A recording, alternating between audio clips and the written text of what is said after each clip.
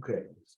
Okay, the next thing is, so you've got in the listing, you have your main image, you have your title, your bullets, your A+ content, and you have also description. You can do the description. Now, if you have A+ content, your description won't show, right?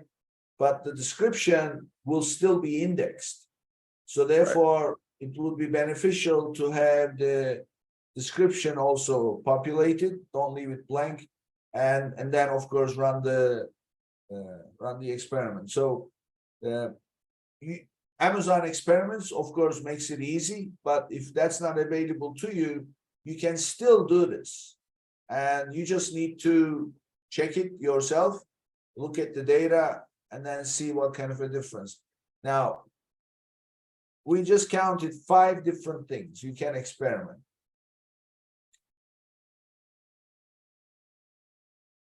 How do you go about doing this? Would you recommend running the test with a different version of the main image, a different version of the title? So why not just put all 5 at the same time, and then so that we can save time during those 3-4 weeks, we can be testing them all. What do you say about that? Right. I mean, yeah, you really only want to test one component at a time. If we have, and I actually think Amazon might block you at different points. I mean, I've tried to do this because it's probably not a good idea, but from running multiple experiments on one product, because when you have multiple split tests, then they might get it. It might impact the other results of other experiments. And well, I think what could be a problem is if you're trying to run an experiment and then you change an image in the middle of it, it could really affect, what the customers are seeing, and it just affects the consistency of the data that you're getting with each experiment. So you just want to make sure that I would recommend changing one thing at a time and just seeing what are the impacts of this one thing. So Amazon has that data for you, and not trying to change, multiple things at once, because it'll just be hard for you and Amazon to have a good idea of the data that we're getting, and the impacts on the conversion rate and the click-through rate that you're having because of those multiple changes. Yeah. Yeah, I mean, it was a rhetorical question on my part because We thought about it. I wasn't testing. I mean, I knew what you were going to say, but it was a rhetorical question. When you're testing, you are always testing one thing at a time. So now, what I always recommend for my clients is create a calendar.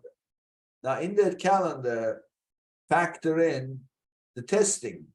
But also, what happens is a lot of the sellers, they're very aggressive, right? I mean, who wouldn't want more orders, right? They all want more orders. But what you want is not more orders. You want to know what drives more orders so that you can replicate it over and over. So if you don't plan these things and then you don't have discipline to execute specifically according to the plan, you're not going to have the answer. So you can have coupons. You can be testing coupons. You can be testing promotion codes. The Amazon promotions, totally different. And you can have these email campaigns running, blah, blah. So you have all these things going. So at the end of the day, what you are looking for is some kind of a tracking for these different events taking place.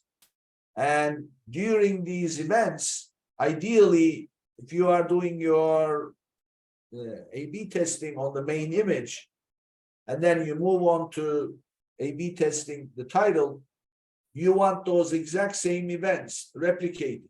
If you sent out an email to your mailing list, if you offer the coupon, so make sure everything is aligned so that when you are doing these tests, they will still, because there's seasonality, there's different external events outside your control, they will still impact, but at least you are eliminating the things that are in your control that you can put into the mix, so to speak. So always one thing at a time.